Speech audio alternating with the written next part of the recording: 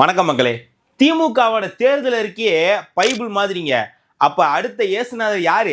நம்ம ஸ்டாலின் ஐயா தான் பாரு. அப்ப இனிமேல் எல்லாரும் இயேசுநாதர் படத்துக்கு பதிலா ஸ்டாலின் ஐயாவோட படத்தை பாக்கெட்ல வச்சு திரிங்க.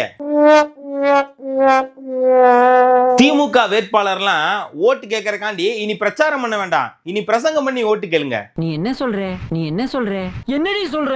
மக்கள் எல்லாம் திமுகவோட தேர்தல் அறிக்கையை படிக்கிறதுக்கு பதிலா மனதார ஸ்டாலின் ஐயாவை நினைச்சு விசுவாசிக்கணுங்க. நீங்க விசுவாசித்தபடியே உங்களுக்கு ஆக கடவுள். பைபிள் மாதிரி புனிதமான நூலுன்னு திமுகவோட தேர்தல் அறிக்கை சொல்லிட்டீங்க. சரி, பைபிள்ல இருக்க மாதிரி ஒரு கணத்தை அரைஞ்சா மறு கணத்தை காட்டுங்கன்னு சொல்லிட்டு எதிரணி எல்லாம் கேட்டா என்ன பண்ணுவீங்க? அப்பாலே போ சாத்தானேன்னு சொல்லிட்டு எகிரி அடிப்பீங்களா? அப்பால போ சாத்தானே, பெருமை கொண்டவன் நீதானே, தள்ளப்பட்டவன் நீதானே. திமுகவோட தேர்தல் அறிக்கை இனிமேல் எந்த புத்தக கடையிலும் கிடைக்காதுங்க. இனிமேல் அதெல்லாம் சர்ச்சு வாசல்ல மட்டும்தான் கிடைக்கும். சர்ச்சு வாசல்ல அதை வாங்கி படிச்சா மட்டும் பத்தாது. ஞாயிற்றுக்கிழமை அறிவாலயத்துல போய் அதை வச்சு மனசார பிரார்த்தனை பண்ணும். பிரார்த்தனை பண்ணாதான் ஓட்டு செல்லுபடியாகும் அப்படின்னு திமுக தரப்புல சொன்னாலும் சொல்லுவாங்க. அல்லேலூயா.